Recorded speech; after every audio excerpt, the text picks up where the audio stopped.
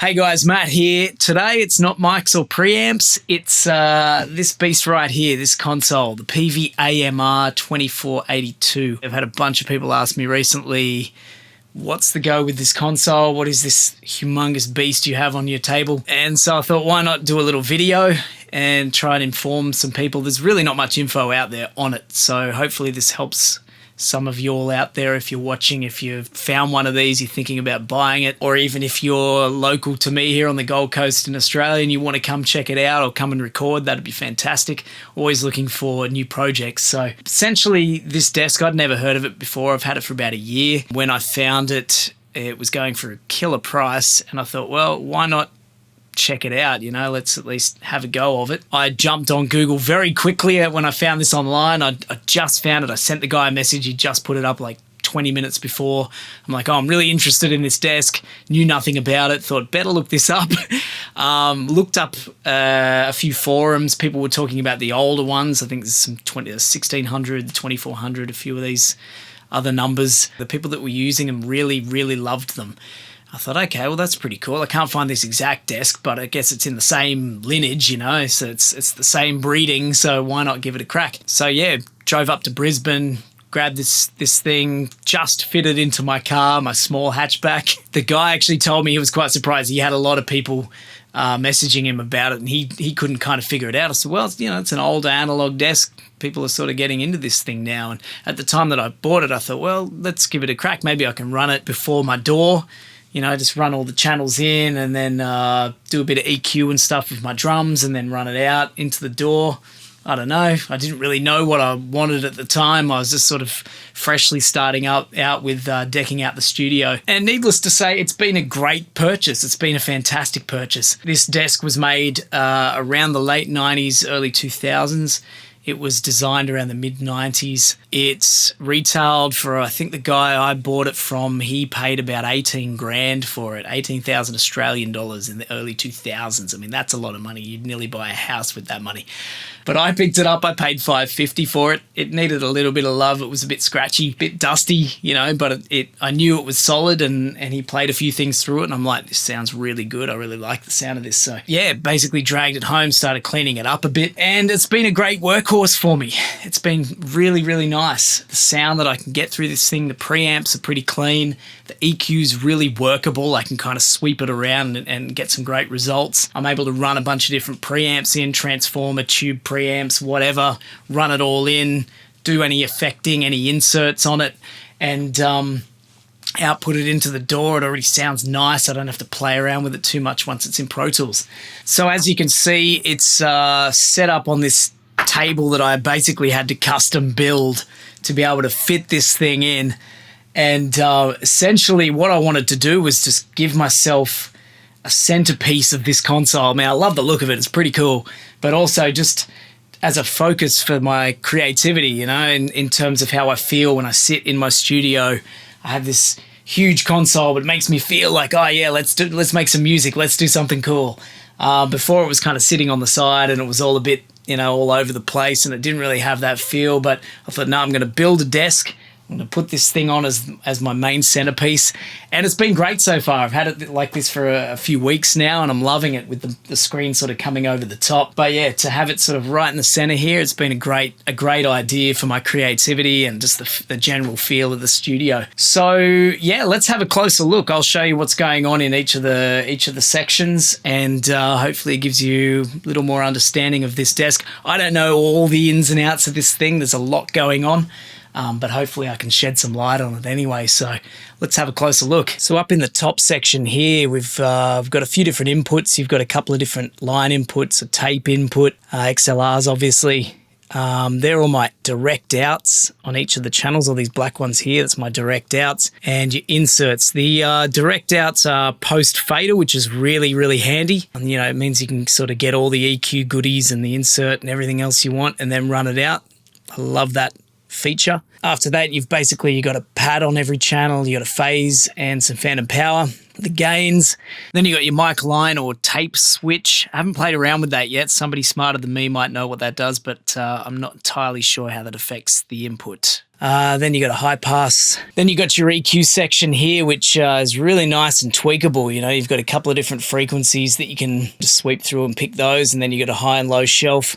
It's really possible to get some great results out of this. And, you know, you can see it just here. They've got a kick and snares set up, and I've sort of tuned those in how I wanted them. They sound really smooth. They're just a great little EQ, and I've sort of done that over here too for some toms. You know, mucked around a little bit, found those really good frequencies and dialed them in. Handles it all perfectly. It's really nice and clean and just does a great job. Down here, we've got our EQ in and out. You can flick it on and off. You got a norm and a split. I don't really know what that is. I haven't been able to figure it out. I haven't tried too hard, to be honest. But if anybody knows what the heck that is, leave me a comment and let me know how I can use that, because I did a bit of research. I can't really find anything, and I haven't been able to get anything out of it. When I've played around with it, I don't really know what it's doing. So, yeah, if somebody has any ideas, let me know. Then you got all your auxes. You know, you've got all this sort of functionality in here too, where you can switch it between 1 to 2, 3, 4, pre-post. I'd say that's pre-post fader. I haven't actually used that as yet. Then you can also switch between the channel or tape, which is pretty cool if you want to, you know, basically divert stuff differently. And then you got mix B. I haven't been able to get that working either.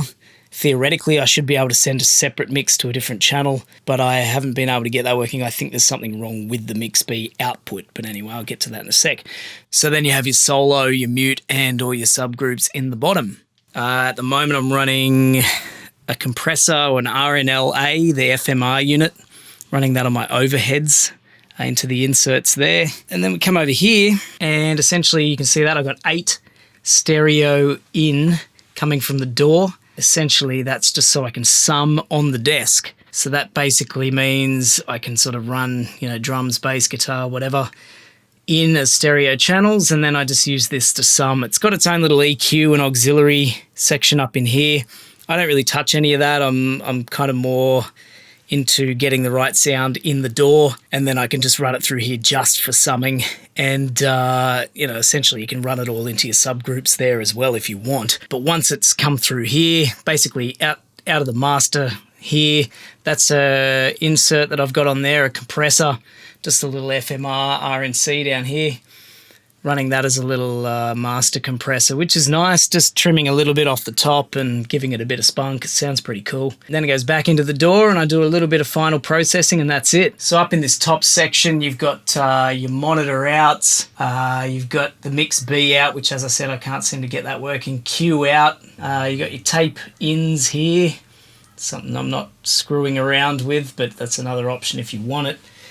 Your Q section, choose what you want to send to your Q. Control room, again, what you want to send there. Mix B, cannot get working. I've tried, just couldn't do it. And then, yeah, your solo level, if you want to muck around with that too. And you come down here, you got your talk back and headphone section. This is your master faders right here. I've got them set to different levels because the desk has a strange little quirk where sometimes the left and right will be the same volume, and sometimes they'll be totally different volumes and the right channel will be really low. So I need to boost it in there. You know, I'll just be mid-playing something and it'll change its mind, and all of a sudden they'll be the right volume and I'll pull that right one down. I don't know what's going on. I need to get this desk checked out by somebody who knows what might be happening. But other than that, you know, everything seems to work. Most of it's here. You can see there's a little button up here's come out. There's one of these knobs up here's come out, and where was the other one here? Yeah, but otherwise, everything else is there and everything else works really nicely. The summing through the desk, I think, is fantastic. I've only started doing that in the last month or so, and I decided just the other day to run a mix through the regular Pro Tools summing and compare it to the summing in the desk, and the desk definitely gave it some extra spunk. There was a little bit of extra something in there. Stereo image was nicer, and probably just a little bit of distortion or some sort of harmonic information. Don't really know, but definitely liked the sound, so I'm going to continue doing that for sure. I'm not sure if I want to add anything else into the chain apart from the little RNC here. I guess time will tell, but this thing seems to be okay for now. Thinking about the warm bus comp maybe down the track, but for now the RNC seems to be going pretty well. But otherwise, yeah, I mean, what you see here is all this outputs. These are all the direct outs. They go into my DAW, and it's all just ADAT units. And then, yeah, send them back out of Pro Tools, 8 stereo channels, sum it in here, out of Stereo Master with the inserts on it, back into Pro Tools, a little bit of tweaking in there, and that's it, the finished product. So it's really versatile for that, nice and flexible. There's a lot of input and output options. Yeah, it's been a really good thing to have in my studio. I'm loving using it. I'm loving all the flexibility of it and what I'm able to create with it, and hoping to keep it for a long time. Hopefully it doesn't play up. The only issue I've had with it, really, like a proper issue that kind of made me really nervous, was the power plug on the back of the desk decided it wanted to play up, and I think a couple of wires touched and smoke came out, and I nearly cried. So I pulled it all apart and I cleaned it all up and soldered in a new plug, and it was happy days. So thank God for that. Right, so that's the desk in a nutshell. If you've got any questions, comments, leave them below. Make sure you subscribe. And hopefully this has been interesting, not too boring with my rambling. And yeah, I'll catch you next time for the next mic, pre, console, whatever it is. See you then. Thanks for watching.